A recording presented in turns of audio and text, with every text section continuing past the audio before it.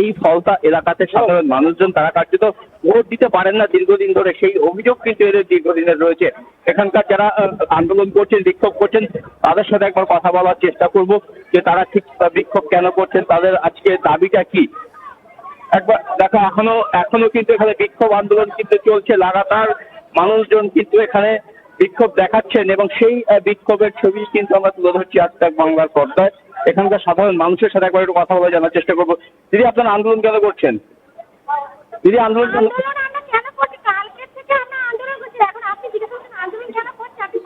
আজকের দাবিটা কি আপনাদের?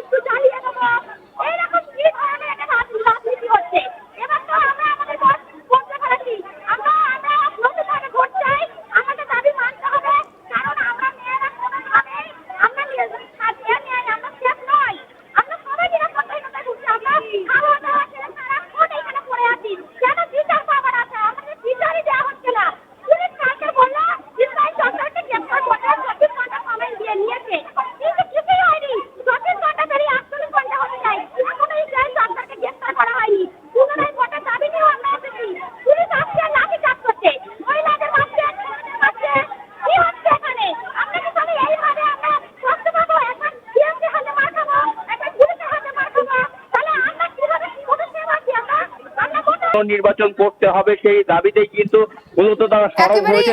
একেবারে প্রসেনজিৎ, অবশ্যই তুমি আমাদের সঙ্গে থাকো, আরো কিছু মানুষের বক্তব্য শোনাবো আপনাদের।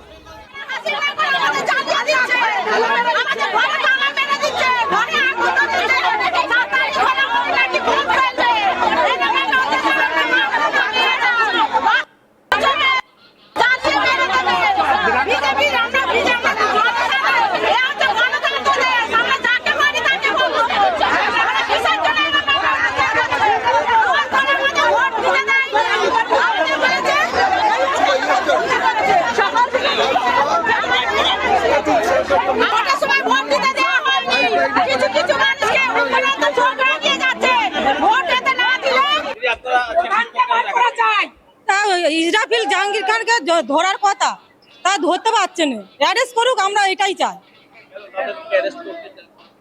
সে তো 16 জন এসে তো বাইক নিয়েছে, মারধর করে গেছে, বাড়িতে অত্যাচার করে গেছে। হ্যাঁ, বাড়িতে অত্যাচার করে গেছে, অল্প অল্প বয়সে চমকে দিয়েছে মেয়েদের।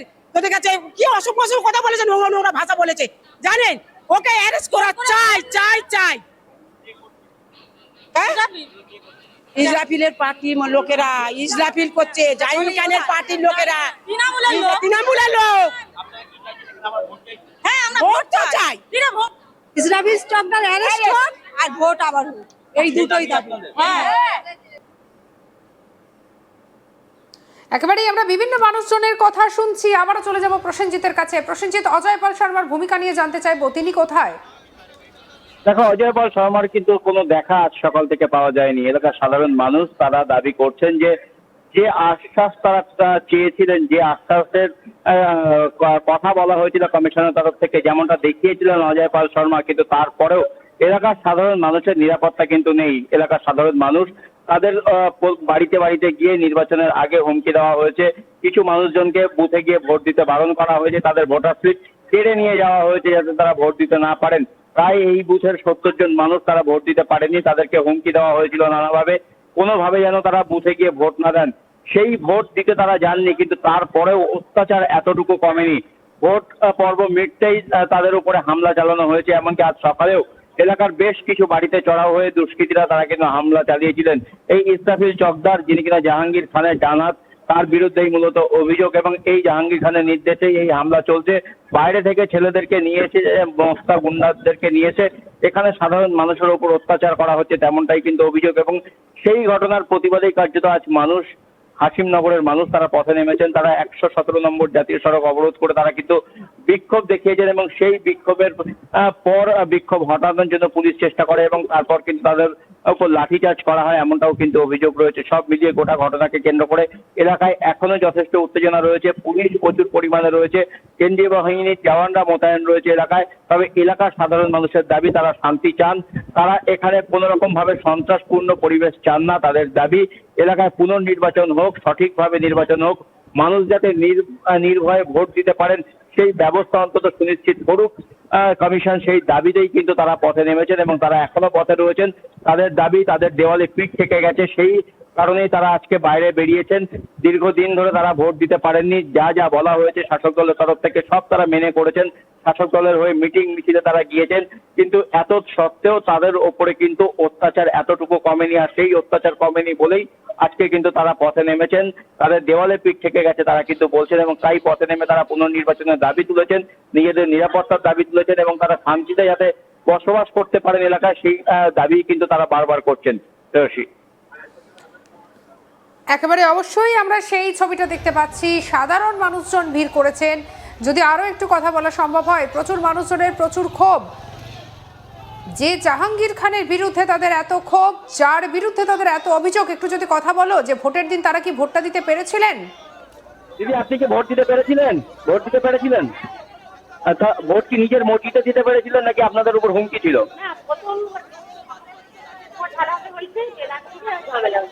আচ্ছা, আপনারা এখন কি চাইছেন?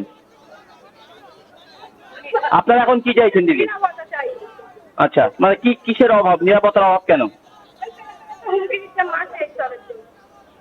বুঝতে পারছো, মানুষজন কিন্তু এখনো কথা বলতে যথেষ্ট ভয় পাচ্ছেন। তাদের দাবি যে কোনোভাবে এই ছবি যদি প্রকাশ্যে চলে আসে তাহলে হয়তো তাদের উপর আবারও হামলা চলবে। তারা নির্বাচনের দিন সকালবেলা শান্তিপূর্ণভাবে ভোট দিচ্ছিলেন, কিন্তু বেলা বাড়ার সাথে সাথেই তাদের উপর নানা রকম হুমকি আসতে থাকে এবং তারপরেই কিন্তু তারা নিজেদের মতামত অনুযায়ী ভোট দিতে পারেনি, তেমনটাই দাবি তাদের। এবং এখনো পর্যন্ত তাদের উপর নানাভাবে হুমকি দেওয়া হচ্ছে, সেই দাবিও কিন্তু তারা করলেন। শ্রেয়সী, একেবারেই আমরা সেই সমস্যার কথা শুনতে পাচ্ছি। পরিস্থিতি খারাপ হয়েছে, একটু আপনাদেরকে ছবিটা দেখাবো।